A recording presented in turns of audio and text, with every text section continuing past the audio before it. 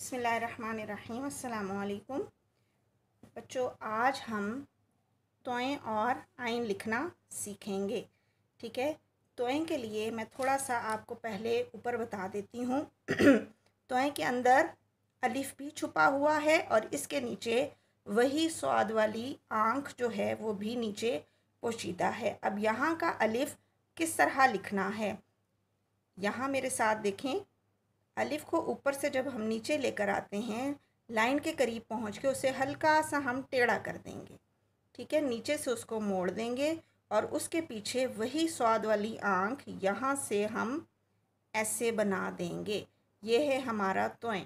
बाज़ बच्चे इसको यूं भी लिखते हैं, ये बिल्कुल सीधा और फिर उसके पीछे आँख बनाई गई, ये गलत है। आपने इस शक्ल में तोएं लिखना है। अब देखने में भी देखें कि तोएं ये वाला ज़्यादा खूबसूरत लग रहा है बजाय इसके। ठीक है, तो यहाँ हम लाइन के ऊपर आते हैं।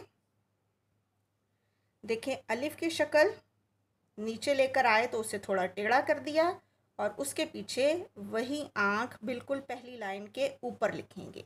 पहली लाइन हमारी बेस लाइन है।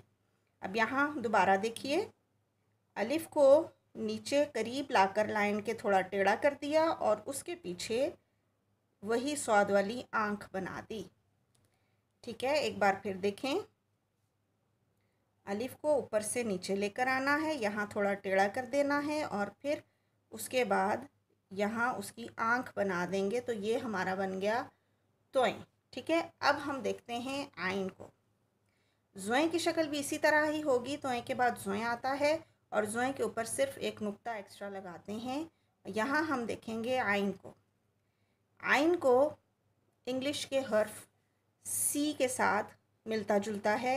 एक यूँ समझ लें कि एक छोटा सी ऊपर बनेगा और बड़ा सी नीचे बनेगा, लेकिन उनको भी थोड़ा सा आपने खूबसूरत बनाना है। किस तरह, यहाँ जब हम छोटा सी बनाते हैं, ये देखें, तो इसका ये किनारा थोड़ा बाहर निकाल देते हैं और ऊपर थोड़ा सा हल्का सा नीचे लेकर आएंगे कि ये कुंडे की शक्ल बन जाए।